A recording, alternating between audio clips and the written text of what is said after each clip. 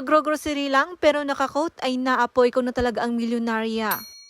Hindi pa nga nalabhan itong quote ko kaya naman ito ulit ang gagamitin ko ay naapo. Ang hirap-hirap kayang maglaba. So alam nyo na yung pambahay ko nandyan lang sa may yellow basket o kaya naman andyan lang sa may comment section. Bili na rin kayo ng pambahay ko at gawin nyo rin pang grocery. Charis. So nandito na nga ulit kami sa Magsaysay Avenue. Alam nyo na, sumabay ulit kami kay Daddy Dandan. Kaya naman madali ang transition na lang talaga ang mangyayari. Ganun. Mag-grocery nga kami for today's video dahil nga hindi kami nakapag-grocery nung namalengke kami ni Arky Dandan. Alam nyo naman ang hirap-hirap pagsabayin ang pamamalengke at pag-grocery kapag may kasama kang baby. Dati kayang-kaya kong pagsabayin ang pamamalengke at pag-grocery, ngayon ay hindi na nga. Lalong-lalo na nga sa pamamalengke dahil nga ang hirap-hirap bitawan yung kamay ni baby. Minsan nga binubuhat ko nga rin siya kapag mamamalengke dahil nga nauuntog siya sa mga bag ng mga namamalengke. At ito nga't kumuha na nga kami ng mga inumin ni Arky Dandan. Kumuha nga rin ako nitong Alaska para naman matry niya ng iba. At ito nga rin yung struggle na nagko-content na mag-isa ay naapo. Hindi ko alam kung saan ko